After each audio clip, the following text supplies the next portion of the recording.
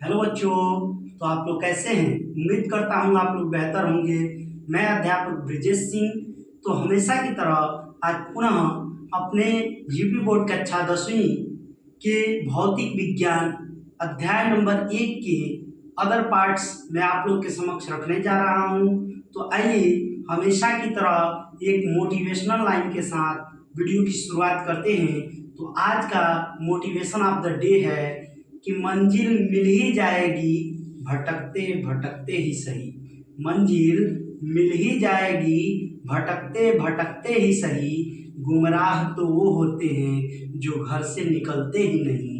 गुमराह तो वो होते हैं जो घर से निकलते ही नहीं। तो आइए बेटा, आज इसी मोटिवेशन के साथ आज हम लोग चर्चा करेंगे अध्याय नंबर 1 में कि दर्पण क्या होता है, अर्थात व्हाट इज ए मिरर। दर्पण क्या होता है, दर्पण कितने प्रकार के होते हैं और उनके अलग अलग टाइप्स के बारे में आज चर्चा करते हैं। तो चलिए वीडियो की शुरुआत करते हैं। सबसे पहले हमारे पास है बेटा, सबसे पहले हमारे पास है दर्पण यानी मिरर। दर्पण यानी मिरर। दर्पण क्या होता है? तो वह चिकना एवं पालिशदार तल, वह चिकना एवं पालिशदार तल जिस पर पड़ने वाली प्रकाश का अधिकांश भाग, वह चिकना एवं पालिशदार तल जिस पर पड़ने वाली अधिकांश प्रकाश का अधिकांश भाग किसी निश्चित दिशा में परावर्तित हो जाता है, किसी निश्चित दिशा में परावर्तित हो जाता है, उसे हम दर्पण कहते हैं। उसे हम दर्पण कहते हैं अर्थात मिरर कहते हैं। दर्पण मुख्यतः 3 प्रकार का होता है। मैंने बताया ना कि आज यूपी बोर्ड इस क्लासेस में कुछ बेहतर पढ़ने का प्रयास करेंगे। तो दर्पण मुख्यतः 3 प्रकार के होते हैं। समतल दर्पण, जिसे अंग्रेजी में हम कहेंगे प्लेन मिरर। प्लेन मिरर यानी समतल दर्पण। और दूसरा पढ़ेंगे गोलीय दर्पण यानी स्फेरिकल मिरर, स्फेरिकल मिरर। और तीसरा पढ़ेंगे परवलय दर्पण यानी पैराबोलिक मिरर। आइए देखते हैं कि समतल दर्पण क्या होता है नेक्स्ट स्लाइड में।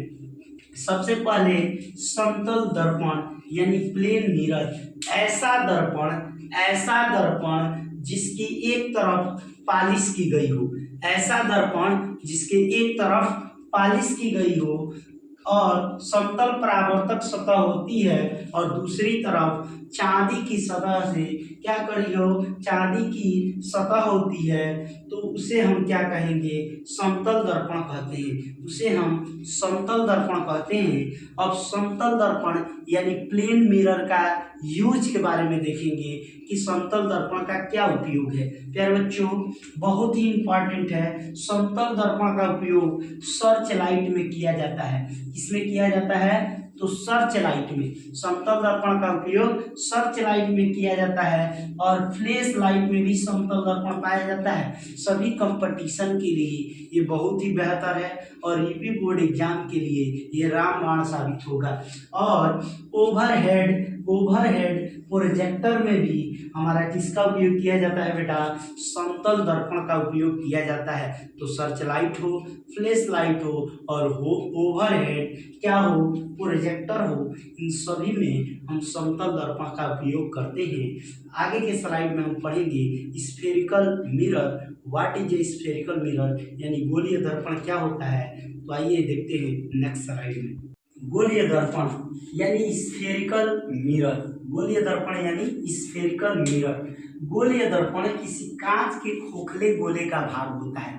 गोलीय दर्पण किसी कांच के खोखले गोले का भाग होता है और जिनके एक तल पर चांदी अथवा पारे की पालिश की जाती है। जिनके एक तल पर किसका पालिश किया जाता है? चांदी अथवा पारे की पालिश की जाती है। किसका बेटा? पारे की पालिश की जाती है और करके उसके ऊपर लाल रंग का क्या लगाते हैं? तो लाल रंग का हम आयरन ऑक्साइड का पेंट कर देते हैं। आयरन ऑक्साइड का क्या कर देते हैं? पेंट कर देते हैं और इससे इनका दूसरा जो तल होता है वो काफी चमकदार हो जाता है। कैसा हो जाता है? तो चमकदार हो जाता है और ये चमकदार तल से प्रकाश का परावर्तन होता है। तो यहाँ पे मैंने लिखा है किसी गोले का पृष्ठ गोलीय पृष्ठ कहलाता है।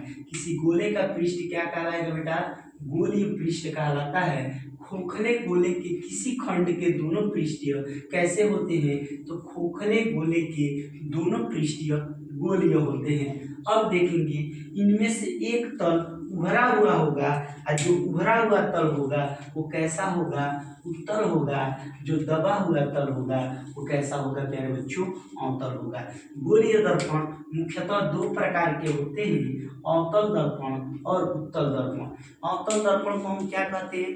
अवतल दर्पण को हम कनकेव मिरर के नाम से जानते हैं, कनकेव मिरर। और उत्तल दर्पण को हम कन्वेक्स मिरर के नाम से जानते हैं। अब देखेंगे what is a concave mirror, यानी अवतल दर्पण क्या होता है। वह दर्पण जिसमें परावर्तन दबे हुए तल से होता है, यानी दबे हुए पोर्शन से होता है, उसे हम अवतल दर्पण कहते हैं। और अब देखेंगे उत्तल दर्पण यानी कन्वेक्स मिरर, वह दर्पण जिसमें परावर्तन उभरे हुए तल से होता है, उसे हम क्या कहेंगे?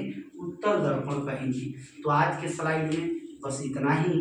तो हमारे इसी तरह धुआंधार वीडियो पाने के लिए हमारे इस प्यारे से परिवार प्रयास एकेडमी पर बने रहिए और मेरे चैनल को लाइक करें, सब्सक्राइब करें और ज़्यादा से ज़्यादा सपोर्ट करें, ताकि हम एजुकेशन के क्षेत्र में बेहतर कर पाएँ।